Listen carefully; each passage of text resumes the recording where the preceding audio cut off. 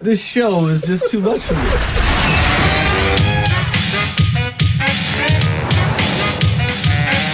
Everybody Hates Chris does not look like any of, it looks more like The Wire or Homicide than it does like any sitcom you've ever seen.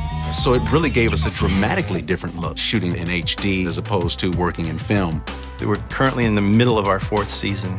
This is our 2nd season using Final Cut Pro.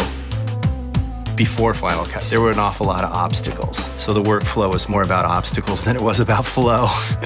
We do a lot of post work on this show. We shoot a lot. We've had upwards of 50 or 60 scenes that we would shoot in a given episode. That's a lot of material with a couple of cameras. So the amount of footage that our editors are dealing with on a weekly basis can be quite a lot. We had dailies costs that were running $25,000 a week. We brought that down by going to Final Cut to $3,000. You want to put that across 22 episodes for a season. I can't do the quick math, but it's a lot of money. And if we're saving $20,000 an episode, it goes into production. I can add a song. I can get a good actor. We can build a set. We have some other thing that we can do with that money because we always put it right back up on the screen. When you start out in HD, and that's the way you're working all the way through, it streamlines the post process because you're working in the same elements and formats from the floor all the way down to mastering in our final mix.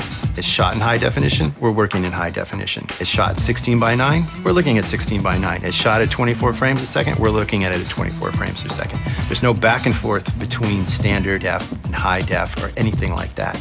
Also, what's been a great surprise for us is using Apple's color program. It's software-based. The media remains unaffected, and you're making color correction on another level above that media. So not only is it more cost-effective, it's a more efficient workflow. Action! So now you're not just talking about the hard savings of product and materials, but you're talking man hours as well. Where now, by going to Final Cut, it doesn't take us that extra 12 to 14 hours a week. It's just a superior workflow, and that's proven itself in the last 2 years. Everybody Hates Chris is a product of change, really. I mean, in terms of what we're able to accomplish for the price and in the way that we do it.